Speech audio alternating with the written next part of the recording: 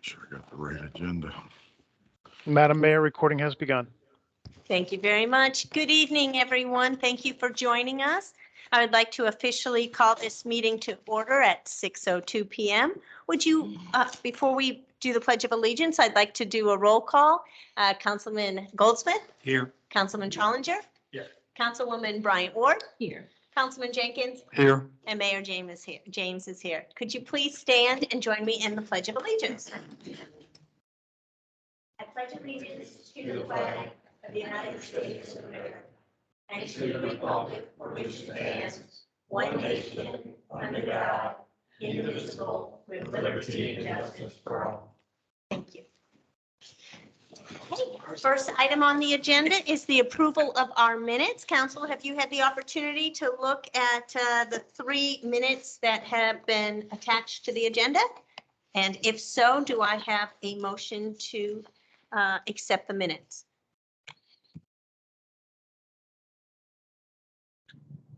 Madam Mayor, I make a motion, we accept the minutes for the town council work session of 8 March 2022, the work session for 15 March 2022, and the town council meeting for 22 March 2022. Thank you, Councilman Goldsmith. Do I have a second? Second. Okay, thank you, Councilman Jenkins. Do I have any discussion here? All right, hearing none. All in favor, please indicate by saying aye. Aye. Aye. Any opposed? Motion carries.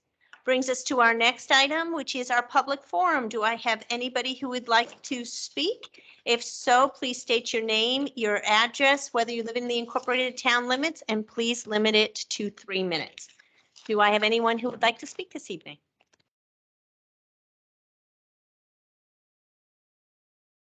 Okay, hearing none. Chief, we are going to go straight to your report.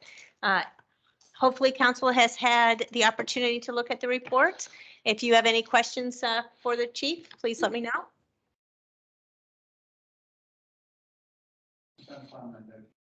Go ahead. All right. Chief. Yeah, they are. All right. Did you have any? Yes, ahead. just I guess a couple of comments. Again, thank you for the public outreach effort that you're doing. That's always good to see and hear that.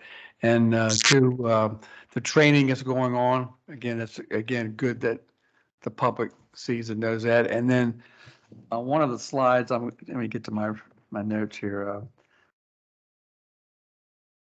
It was the slides on the traffic and the traffic stops. You indicated that that's a new stat that you're tracking now? But we've been tracking, what I did is I switched out, we had DUI arrests on here. Okay, We make 2 to 5 DUI arrests. So we removed that line and we put in there the total number of car stops. okay. Each one flight officer. So you'll see that there was. Yeah, that was slides 4 and 5, I think. Okay, thank you. Other questions for the chief?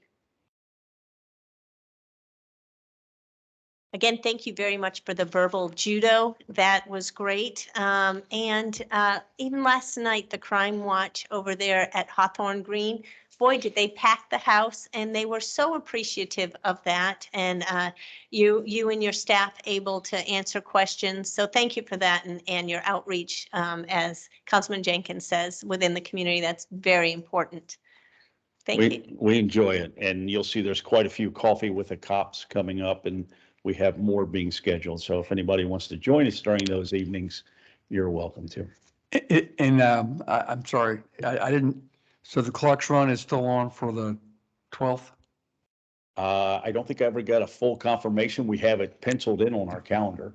So you need a confirmation from the HOA, because there is no HOA. It's just, Are you telling me that on the 12th that yes, what time? 6 PM. Please. And that's at Silver Linden Park. Silver Linden Park, yes, sir. We'll be there. Thank you. Thank you. Thank you. Okay, Director Stahl, and have you all had the opportunity to look at his presentation? Come on down, Bobby. And do you have any questions for Director Stahl? Go ahead, Councilman Jenkins. Councilman Jenkins, Ward 4, slide 2, and I think you mentioned this the other day, but I was curious, you mentioned that Austin Dirt Works is doing some sidewalks throughout the town. So could there be or will there be some kind of a, I guess, priority list that folks can know about where and how you might do those? We certainly can provide that, Councilman Jenkins. We've given a list to Austin Dirt Works of the ones Okay. that we wanted to repair. They started at Steeplechase, in the neighborhood at Steeplechase, and they're ongoing after that. There's quite a few up on Hawthorne Road, as I recall. There's quite a few throughout, but it is something that is ongoing with them. Again, this is not to create more work, but it just, I get asked questions about it. I know where I live, we don't have sidewalks and that's fine, but I mean, in other parts of the town, people ask about it. And so, and again, it's just a way to tell our story Sure. that we're listening and we have funds and we have a program to do this. It's just, Absolutely. frankly, some good public relations and outreach. Thank you. Any other questions for Director Stahl? Yes, thank you, Madam Mayor. Matthew Challenger, Ward 2. Mr. Stahl, thank you for the update on the meter upgrades. Sounds like, man, it's a huge improvement from where we were not that long ago. We're better. Almost better. getting there. 93% is, Yes, but it has that misleading? slipped a little since, and so I was fussing the other day about it. It has been going kind of up and down. It hasn't fallen below 80%, which we were way down at one point. But, you know, here again, even 10% off is still 300 and some meters. And so we have replaced, there's a lot of work to still do behind the scenes. And we're working with Mueller almost daily to try and get these numbers back where they need to be. so currently as we sit here today, where are we at? When I checked, and I'm sorry, Councilman, on Monday morning, we were at 82%. Okay. And is that because people canceled there? 'Cause, I mean, it said 93 on here, but is that because people, When we posted the report last week, that's where it was.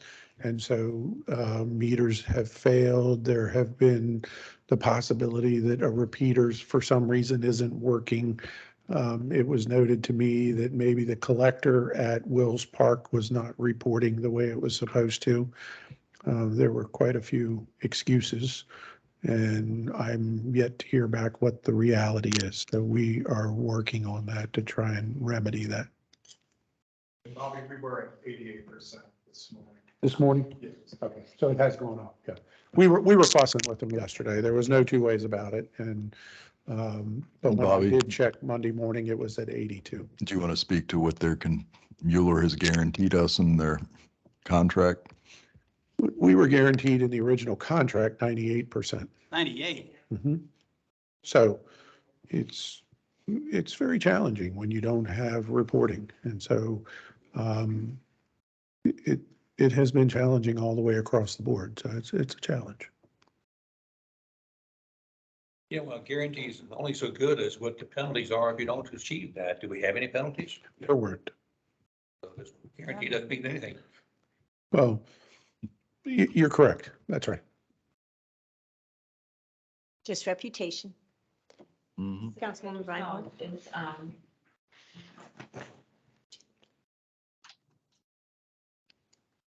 Director Stahl, if we have no questions for you, is there anything you want to highlight in your report? Well, I'd like to say a couple of things. One is, Craig, could you go back to the picture of the salt dome, please? I had mentioned this previously. This was the old water tower, a picture of the old water tower out at Tillman Lake. And what we've done now is repurpose that to our new salt dome so that we own our own. And what we've done is we've cut a large section, a 14-foot section in the sidewall so that we can go in there. And we will be moving all of our salt out of the state highway dome over to Tillman Lake. So we're repurposing something that's literally been sitting there. It's a complete concrete structure. It will be very well used by the town, and we'll have our own salt structure, so we won't have to worry about utilizing other people's resources or property. The other thing that I'd like to point out that we did not put a picture of, but that the caboose over at the train station has been repainted both interior and exterior, and we've done all of the woodwork that I think everyone was aware that we were working on. And I will say that by the weekend, the caboose is looking extremely good right now. And I'd encourage everyone with this weekend's festivities to have a chance to take a look at the caboose because it is really looking very good. So is there savings to us for moving our salt into the, The state did not want to, the state was, number one, forcing us to do repairs to a dome that they weren't willing to guarantee us. They were just willing to go to the end of this year. And so we did make some repairs to their dome just to be able to keep the salt in there. But to be honest, we wanted to make sure that we had a place for salt.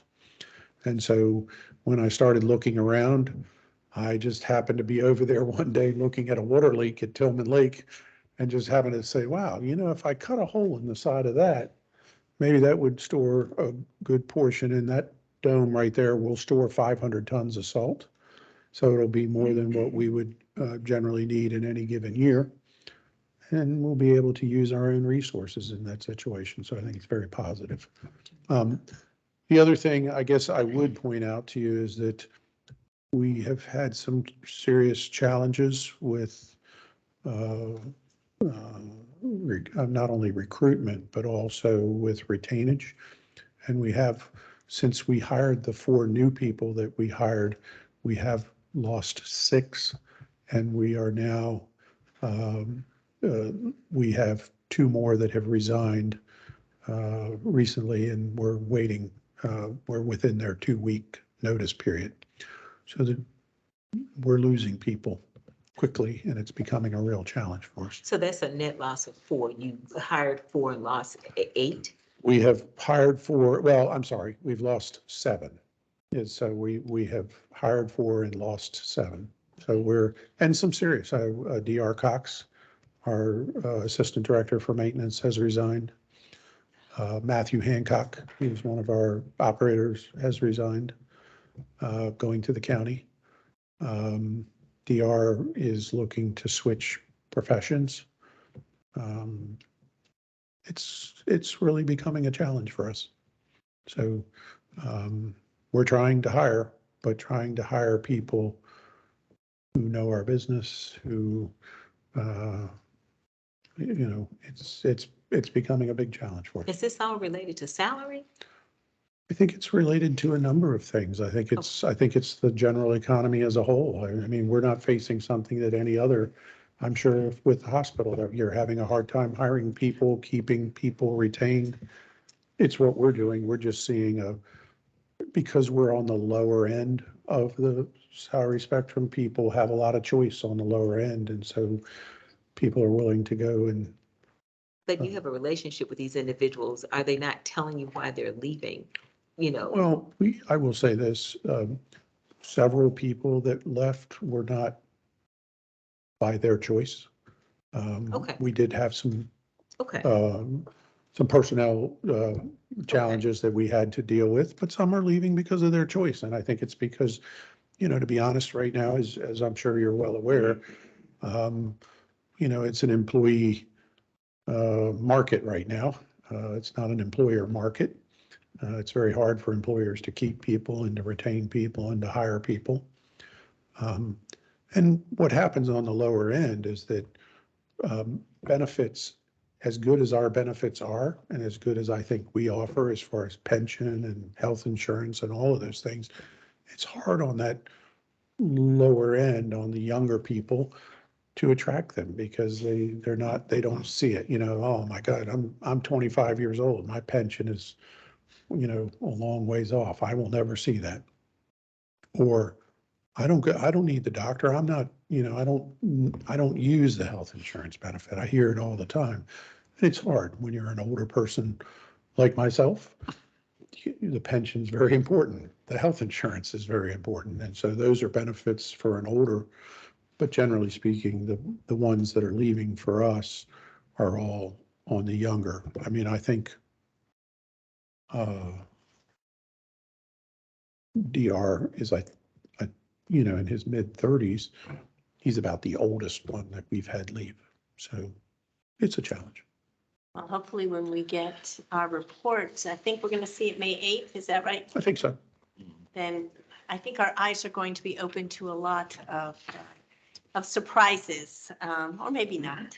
But thank you. Any other questions for Director Stahl? If I could just, Madam Mayor, one final question I forgot on, you have the slide 6, it was a comment about errors in MyNet. I guess I'm confused about that. Is that, I thought that system was going away, and does this affect WaterSmart implementation? It hasn't. We Okay. have actually launched WaterSmart. We had the training the other day, which has been very, very good. And I think it'll be a tremendous asset for the town. But when you bring something online, there are some issues with errors on both sides, things that were not correct in MyNet that we're finding, and we have to address all of those as well. It's a new piece of software, and it's going to be tricky to make sure that it gets fully upgraded. But, when you look at the capabilities of WaterSmart, I think Kevin and I would both say that the software is going to be truly beneficial to the residents of La Plata. And when will they be able to access that? So we were going with a May 4th launch date. We might push it back a week. There's just a couple things on the back end after we did our training that they're working on finalizing. We're going to get out customer letters here very soon. And we're close. And for everyone that was on Mueller, do they automatically switch over to WaterSmart, or do everybody has to They have request? to register. They have to register. Okay, so that might be a very good PR piece that we need to put out Absolutely. There there. you go. Because the benefits I know that I got personally from Mueller were huge. And I'd love to have all of our residents have access to that. I had several residents in my neighborhood call me about it months ago when we were going through the process. And so thanks to you guys, I tried to explain it to them. And so when I told them about WaterSmart, they can't wait. Yeah. This one gentleman cannot wait because he said it's using MyNet before it broke, it saved him a whole lot of money. One of the big Weeks. things, Councilman, and this is back to Councilman Trollinger, one of the things that just has really worked my nerves a little bit with we had really been increasing the percentage. And with the release of WaterSmart, the last thing you want to do is have somebody sign up for WaterSmart and then they don't get any data because their meter's dead. Yeah. And so that's one of the challenges that we face and that we're trying to address. So Councilman, you had a, Oh, yeah, no, so that makes sense. That makes sense. I guess as far as the residents are concerned, has there been a lot more increased involvement as far as getting these appointments scheduled? I know there's a looks like a failure on the Mueller equipment, so to speak, but from where we were, there's still a number of pockets in town that still have not upgraded. There or is it are, random. but they're mainly vacant houses. Okay, So what we haven't upgraded yet are mainly the number of actual residents who haven't been switched out is a very small number. The okay, number that we have that are out there that still need to be upgraded are houses that are for sale, that are vacant for some other reason, that are, that we really need to get into. But we feel that the number right now is less than 100 that we need to actually get in and upgrade. And that's not a bad number from where we were. okay. So clearly the message that was sent out by your team in the town did its job. people understood the significance of getting this upgrade, right? So We do. credit Yeah. to you and to them for getting that out there. So thank you. Thank you. Thank you. Oh, and I would also just point out too, just one, capital projects are really ongoing, which is why I'm at the next presentation. So Okay, thank you. All right, Mr. Greenville. Do we have any questions for Mr. Greenville on, it is, the treasurer report for January?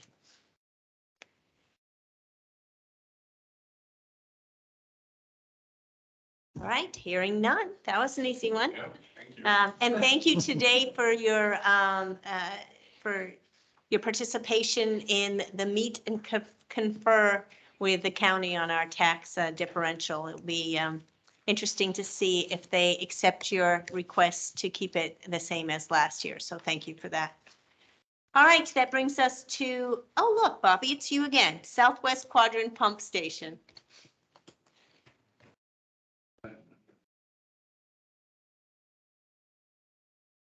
Craig, could we pull up the map, please? And the page 2 of the set of plans?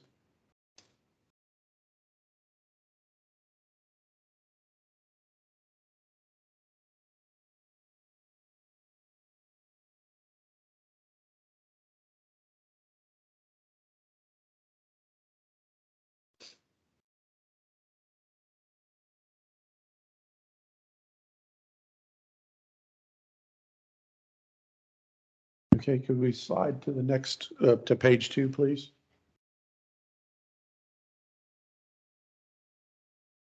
Great. As you can see, I'll just work here and point if I can. This is a map of the gravity sewer system that we're currently working on implementation for the 24-inch line. That this location right here is the Maples. So this is the Maples. This is 301 right here. This is Route 6 or Charles Street. And this will take an 8-inch line out of the Maples.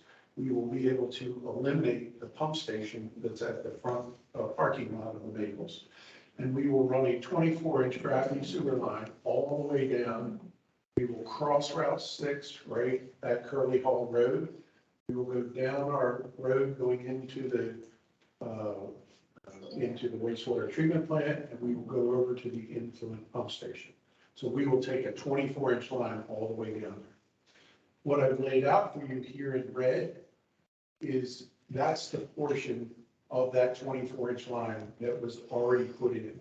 And we did that using the folks at Mark Properties who owned the Sonic. They bought the Sonic and they were building the Sonic.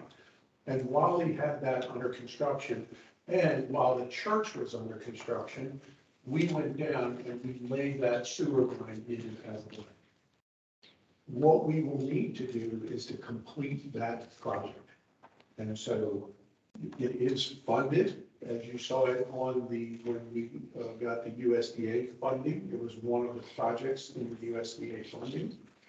And what will happen is that when we build the new pump station, which we already have a contract to build down for the Southwest Quadrant, it will actually pump up and will dump into this manhole right here at 301 at Wesley Drive.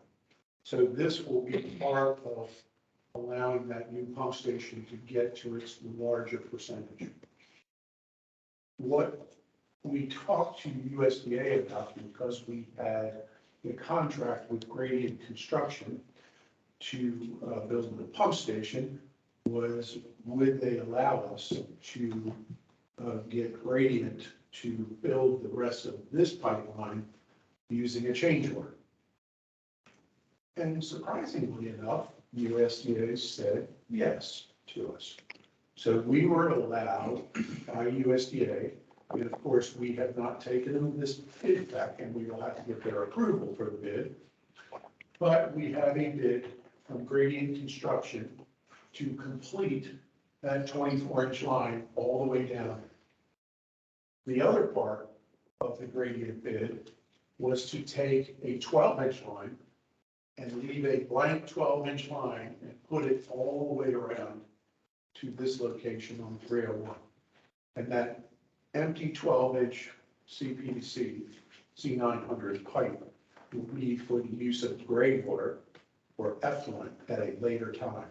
So what we would be doing is also laying an effluent line in the ground to get it down south of the Charles Street intersection to where we could utilize it south of town if we saw necessary. So we would have that blank 12-inch line all the way down. And so all of these different places, I am trying to lay what they would call a purple pipe in the ground as well. Now, Greg, could you turn to the Macron concurrence letter, please? Are there any questions about what the project, I'm sorry. Yes. Director Stahl, so you're saying we're gonna lay this pipe for the gray line. Is there a guarantee that we're gonna have a gray water line? There is no guarantee that we would do it, but while we're going ahead and putting this 24-inch line in the ground all the way around, I felt that it was prudent to also put the 12-inch line in the ground so that in the future, we wouldn't come back and have to drill another line under Route 6. We wouldn't have to go through the church property. We wouldn't have to go all the way through there. We would bury a 12-inch line in the ground at the same time we were building the sewer line. And what's the cost for the pipe for the gray line? It's about $200,000. And there's nothing in the works that says we're going to use this. Correct. 2025, 2026, 2030. That's correct. But I would assure you that when we get over 2 million gallons per day, we will have no choice but to utilize effluent, because we're not going to be able to increase our discharge permit because the nutrients are all capped. And so we have a cap on the nutrients as part of the Chesapeake Bay restoration. And so we're capped at the nutrient levels that we're at right now. And the only way to use effluent is with the gray water line? Correct. We would be using it for spray irrigation at some location. We would be using it for other possible uses, irrigation of woods at some points on farms. There would be a number of different uses for effluent reuse. So we have no guaranteed date for when we would use the gray line, but you have projections that say when we would start using effluent? Well, effluent and gray water are the same. It's water leaving the wastewater treatment When plant. you're saying, well, I didn't know that, but you were saying, when we get over 30, Over 2 million gallons per day. Our discharge permit allows us to discharge, 1,370 pounds of phosphorus and I think I'm off the top of my head, it's like 7,000 some pounds of nitrogen. so you have an estimate of when we will get to the 2 million gallons? Is that where you're? It's approximately, when we reach an additional, we currently are at approximately 1.1 million gallons right now at the wastewater treatment plant per day. And 2 million gallons, say, let's use a round number of, say, an extra 1 million gallons. We have about 1 million gallons. And if you, that would be 4,000 homes. So when we add another 4,000 homes to La Plata, we will exceed our nutrient limits for our wastewater discharge, and we would have to start reusing some of the effluent in that. And that's at that when time. the gray, Correct, the pipe, okay. correct. Okay. But we have to look forward to that. I think, Councilman Jenkins has asked me numerous times about what are our plans for effluent reuse. MDE constantly is asking us for plans for effluent reuse. At this point, we are putting pipes. We're planning to put pipes in the ground. We're working on a project with Horton to run a gray water line up the main 16-inch trunk line that goes up through there so that we could connect into that at a future time. There could be a lot of potential for using, and that's one of the things I've been speaking to Horton about, is about possibly doing a pilot project for using it for a cheap source of irrigation water for homeowners. If they wanted to do effluent reuse, they could buy water considerably cheaper and not have to pay sewer if they wanted to use it for spray irrigation at their home. So there's some uses. Two questions then. I know you're planning forward. You say it's like $200,000 to do it now. 5 years from now, if we didn't do it now, 5 years, they then had to put it in, what would the cost be roughly? My assumption is it would be over $1 million. Okay. And the second question is, as far as using effluent for other purposes, like at the hospital, because you use the effluent for the cooling towers at the hospital? I think there's certainly a lot of opportunities to use effluent throughout the town.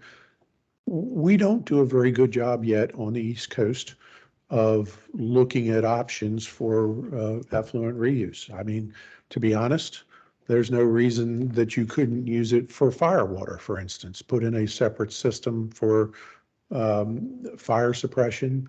You could use it in your hydrant systems.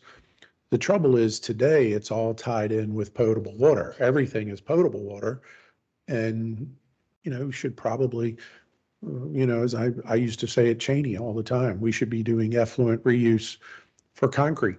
When we were mixing 300 gallons of water in each load of concrete, I apologize. Sorry. With effluent reuse, it is something that could be used for numerous. The county currently is using effluent at the 2 power plants, the one at Brandywine and also the one over on Billingsley. So they're trying to work out a network where we could do it all through the whole county and tie La Plata's effluent into a county network where all kind of industrial uses use effluent. So it is something that the Secretary of the Environment is pushing very hard at this point to get us to put this in. So Wouldn't there be some kind of funding or grants available for an endeavor like this? I mean, this seems to be something, like you said, that folks are pushing to be environmentally conscious and to potentially lower our water usage down the line, right? I mean, we partner with some, either the county or some other programs to make this less of a, 200,000 is not much compared to what it will be later, but still, I feel like this is a partnership opportunity. It is. This project, one of the challenges with this project, we were, and one of the reasons this came to you as an emergency was because when we started to explore this, PVC pipe right now is extremely hard to get. And they told us it would be a 6-month waiting period. What happened was Gradient Construction found a contract that had fallen through, and they were able to get an in on a pipe run that had canceled. So they have the ability to buy this pipe today and have it delivered in the next month to be able to start construction. If we wait and we start going down towards grants, and you know how that takes a long period of time, we have filed for numerous grants all over the place. We're trying for things all the time, but it is difficult to do certain pieces of this. And, to be honest, we felt like that this was a cost saving measure for us in the long run in putting this in. But as I say, I could pull that out and save some money. And we have the concurrence, and you can see right here, the gradient for Chrome in our PER in 2020, when they did the preliminary environmental analysis for the USDA loan, they put together a cost estimate on what the construction of this 24-inch line would be. And that construction estimate was $1,226,000. The proposal, and that was in 2020, the proposal that we got back from Gradient Construction to just construct the 24-inch line was $1,277,000. So to be honest, it was a very good price based on an engineer's proposal that it was literally 2 years old. And with this, so we felt like this was a very, very good estimate and that we wanted to bring it to you because it was such a good estimate. If we add in the 12-inch gray water or reclaimed water line, it would take that $1,277,000 up to $1,498,000. So it's just a little bit over $200,000 to add that 12-inch line in there. Is that something that is, looking too far in the future? Could be. My suggestion is we did lay that 12-inch line. When you saw that map, the part that we've already done, I did put that 12-inch line in at that time. So we put that sewer line in around the Sonic. That was a guess too. I mean, when they were building the Sonic, we said, while they got it all torn up right there, why don't we go ahead and lay the sewer line in so that we don't have to go back and break it out later? And we spent, goodness, I'm trying to remember, but it was probably, several $100,000 putting that line in at that point. But we saved a lot of money because if you think now that going in there and having to tear all that parking lot up and tear all that material up, I think we saved a lot of money doing that. In this situation, we're actually putting that 12-inch line in the bore and jack under Route 6, which is going to be a considerable endeavor if we have to do another bore and jack under Route 6. So it would take a lot of additional work and as I said to Councilman Goldsmith, I think it would probably cost $1 million to do it later. But what I wanted to get at using this was I had asked Macron to look at the proposal from Gradient and to do an engineer's concurrence and to look at it from a standpoint of where we would be if we had other bids. What we did, and Greg, could we move to page 2, please? This was the original engineering estimate that was done by Macron, which was $1,226,000. And it was probably based on the bid that we've gotten back from Gradient, which, to be honest, Gradient, I thought is very interested in doing this work. They're actually, because of their waiting on so many materials, especially even for our Southwest Quadrant pump station, they have a crew that is available and they'd really like to jump on this. And so they were telling us, and I think it has proven to be such, that they were going to make sure and give us a good price because they really wanted to do this work. Can we move to page 3, please? Right.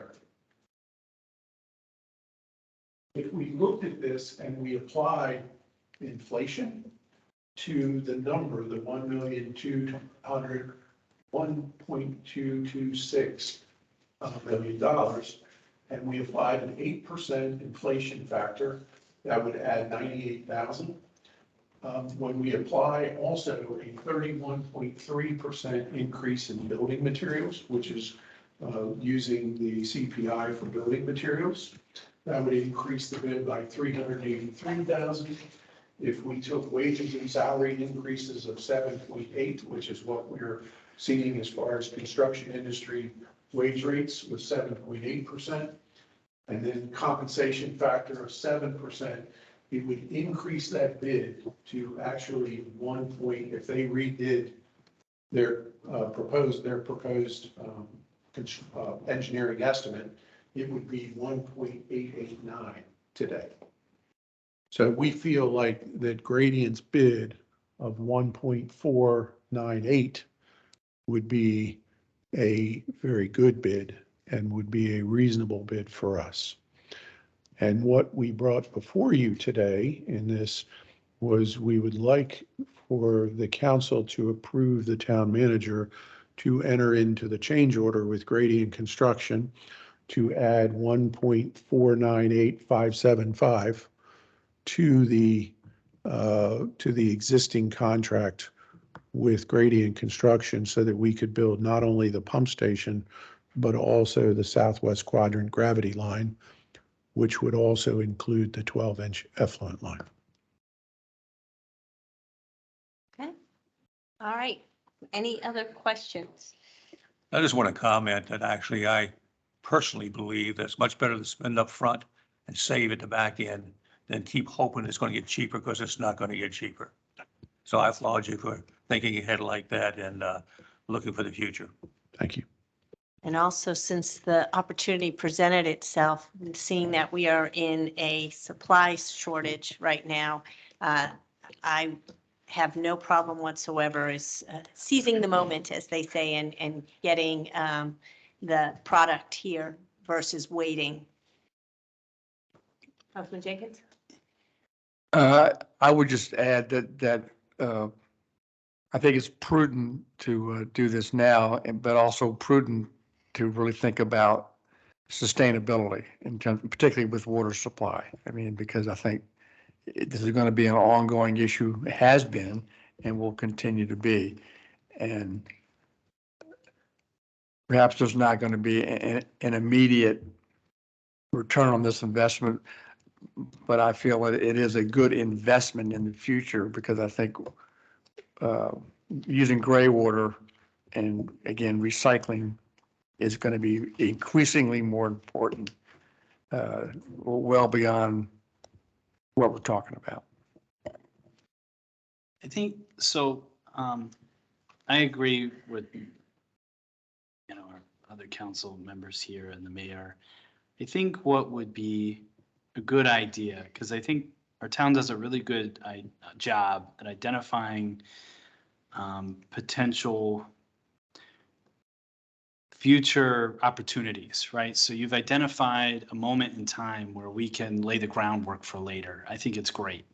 I think it's a really good opportunity that you're kind of laying hold on. It's difficult to go back in later and everything's done, but to have a bigger vision of where we want to go, the next steps and who our future partners are, I think is a good idea. And I know you can't do that alone, but I would just encourage you to work with us and continue that dialogue to see where this is going to lead, because Councilwoman Bryant Ward's statements like, okay, we're 1.1 million, right? You've told us we're at 1.1 million gallons per day currently. Correct. The over 2 million gallons is not that far away.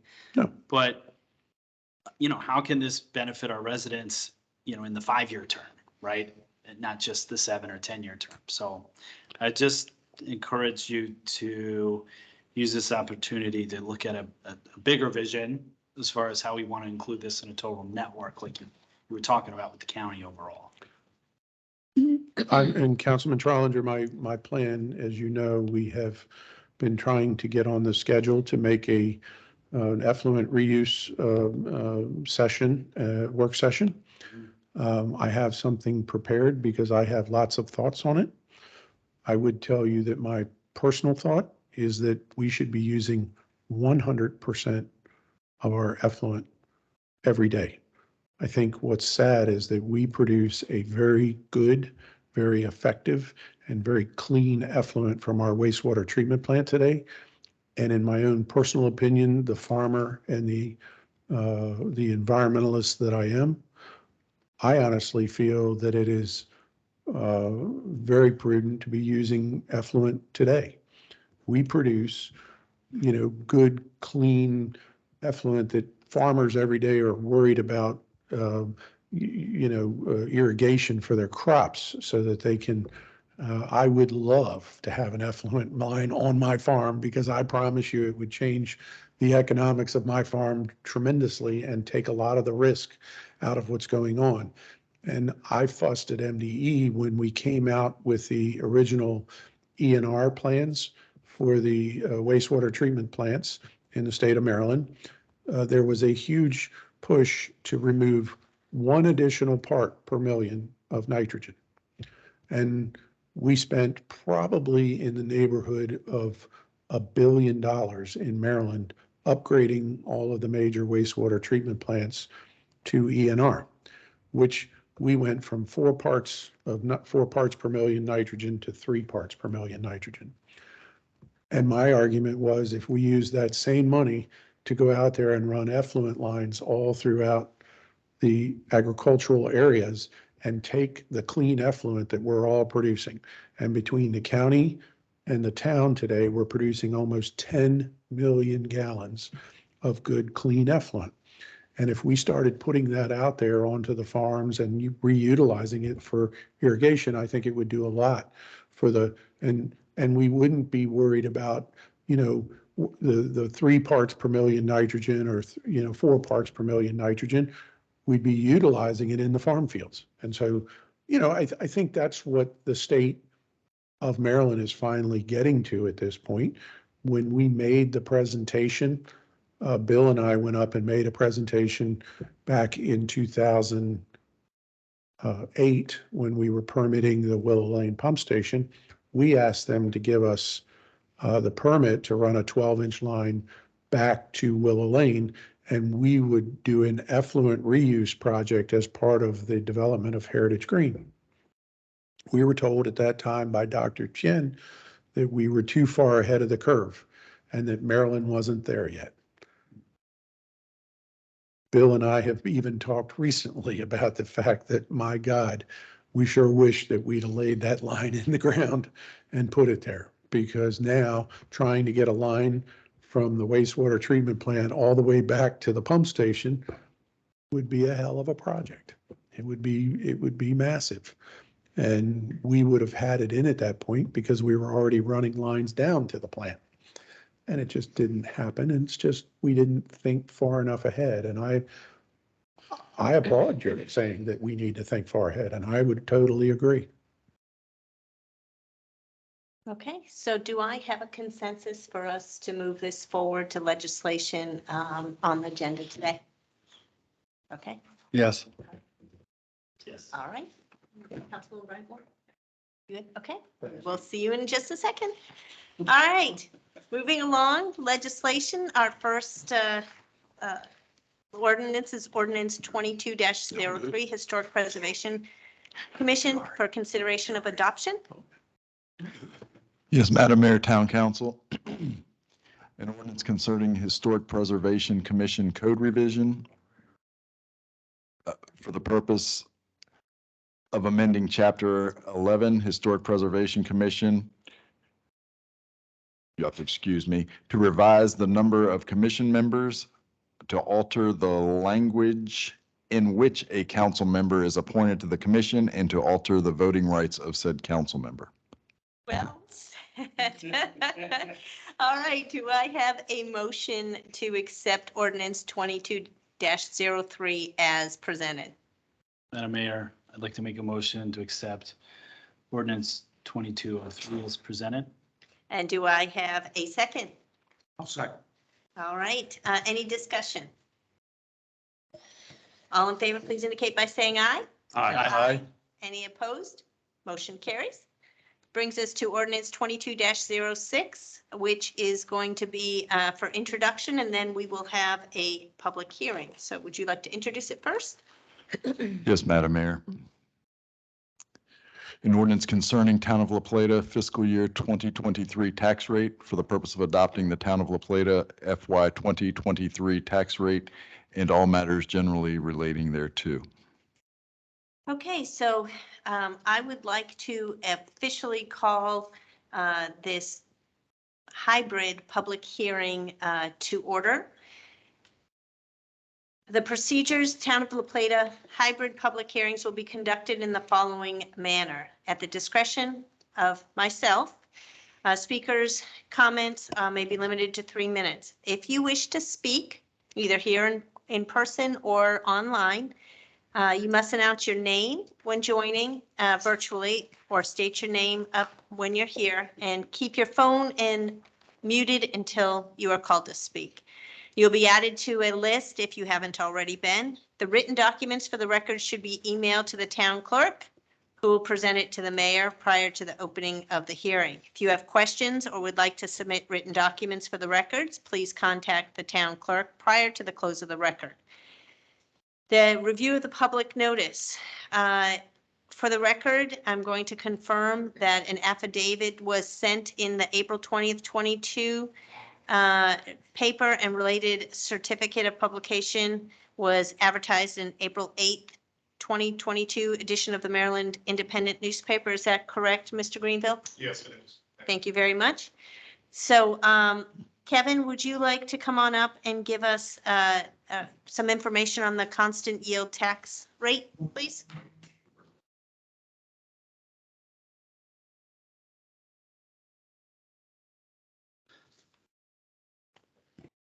Good evening, Mayor and Council. Under Maryland law, we have to put out a notice in the newspaper in regards to the constant yield tax rate notice.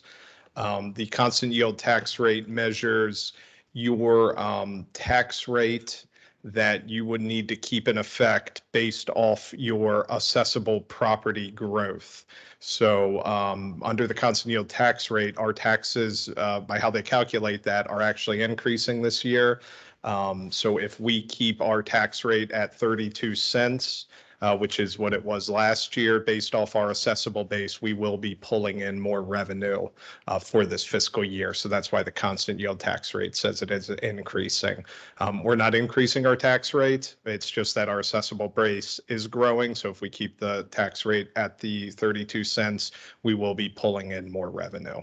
And Thank you. That's important to for people to understand, because as soon as it's in the paper, and we've already been hearing some grumblings that we're raising taxes, and when indeed you just explained that we aren't. So thank you for that. that is correct. All right, questions by the council? Councilman Jenkins. So thank you for that clarification. It's a little confusing. So based upon, I think you may have already said this during the introduction of the budget, but due to the new assessment, which is once every 3 years, is that it? So the assessable base went up like what? I think you said what was the number that it went up? I think it went up 1.7%. Yeah, okay, right. Okay. That's what I wanted to clarify. Thank you. Any other questions? Just for curiosity, how many years have we had 0.32? I don't have the exact number, but I think around 2000 was the last time taxes were raised. That would be correct. All right, any other questions or comments? All right, we have not had any written documents received. And is there anyone who would like to speak this evening on this subject for this public hearing for the tax yield?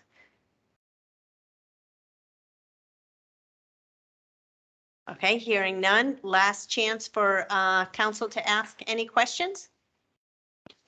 No. All right, I would recommend that we close this hearing.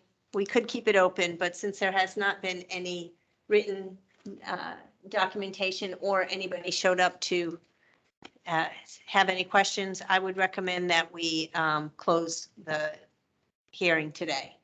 Do I have a motion and a second? I'm just recommending. I'll make a motion to close the hearing. All right, do I have a second?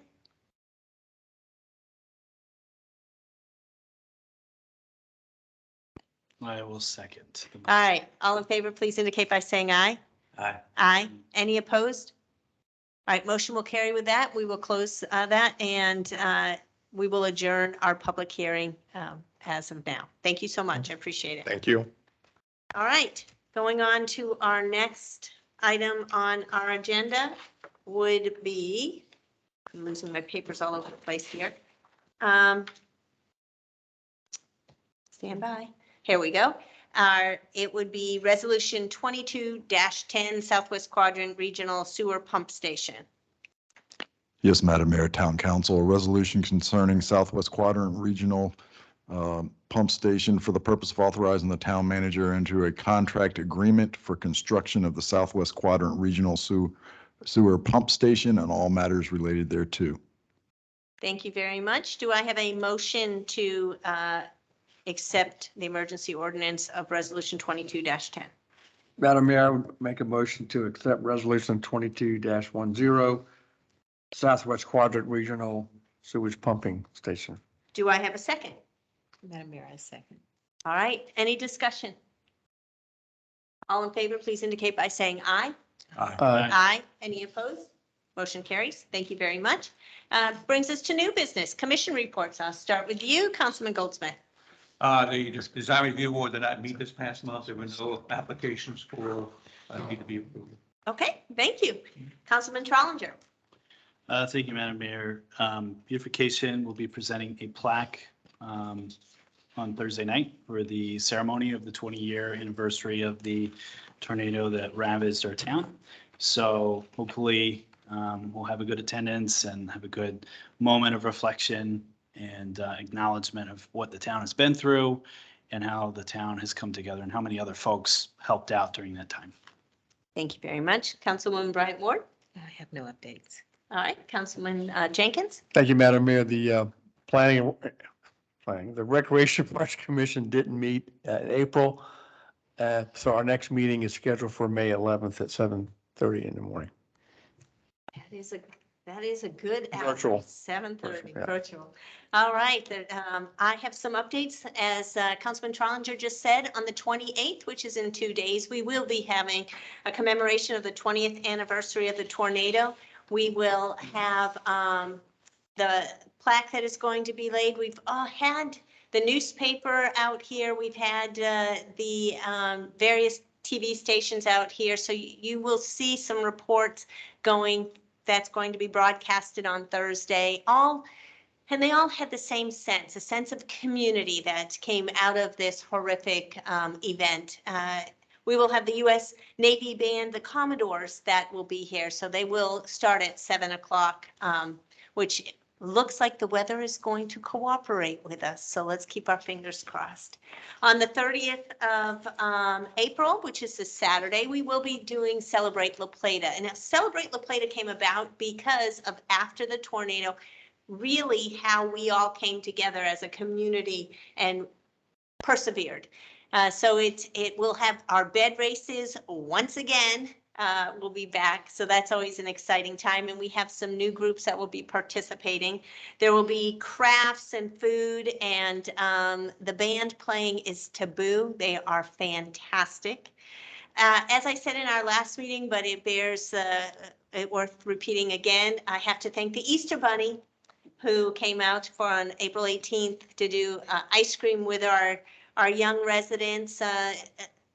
That individual was quite energetic and did a very, very good job. On May 7th, we will be unveiling the painted basketball court out there in Phoenix Run. They've been working on this for about a month, but design went way back much longer than that. So that is an exciting time that's going to be unveiling. The time I don't think has been announced yet.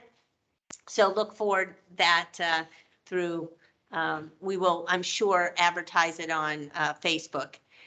This week, I have on Sunday, I have the great pleasure, and council, of course, is invited, of recognizing Miss Bowie's 105th birthday.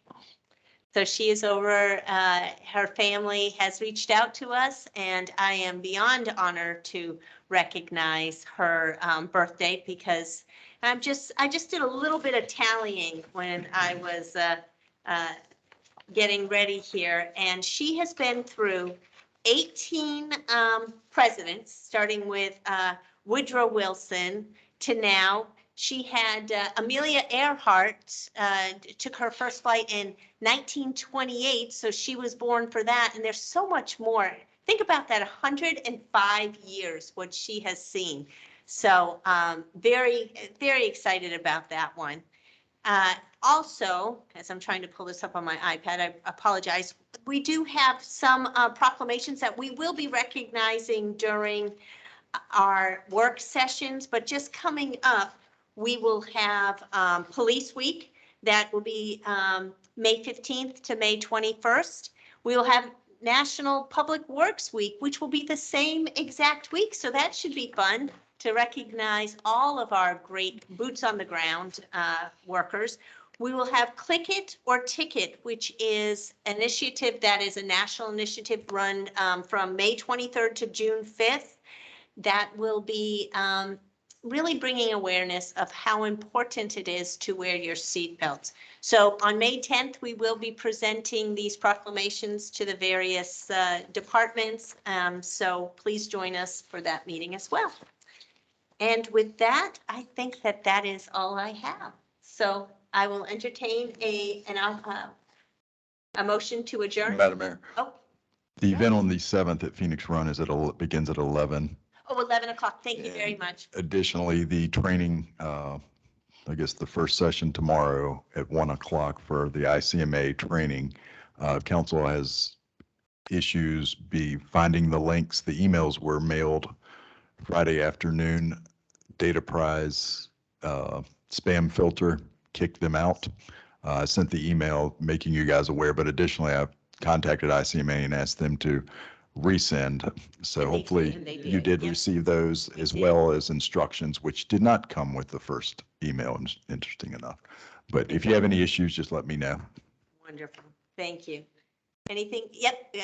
Chief? Mayor, on May the 4th, we're hosting a Pathfinders for Autism event for everybody who lives in Southern Maryland. It's from 11 to 3 at Wills Park. And we're allowing those with intellectual and developmental disabilities who are able to drive, or if they're a passenger in the car, to experience a car stop to see what it's like to help prepare them. The program's been in Frederick County, Hartford County, and Baltimore County, and it's had great results. So I understand we have quite a few people signed up. The traffic unit from the sheriff's office is going to be joining us. Fantastic. And before we adjourn, I had this right here.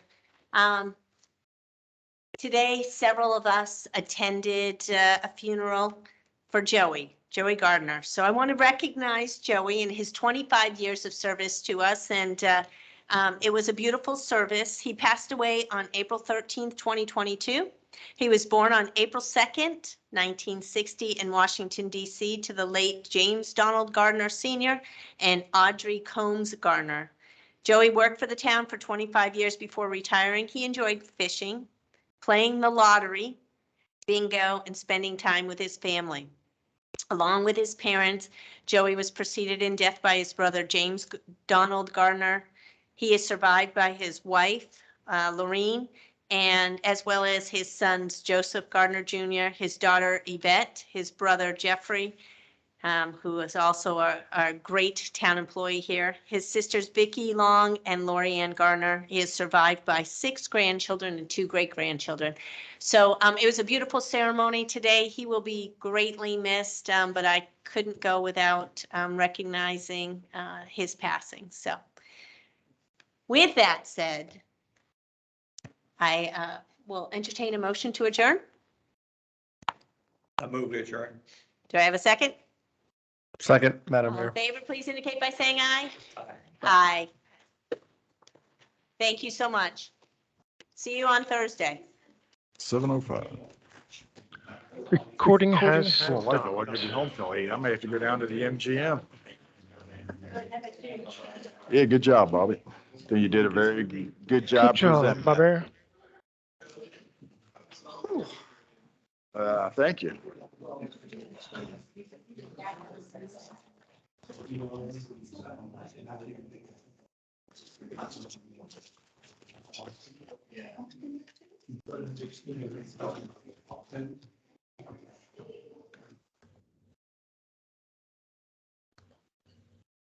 Did you forget those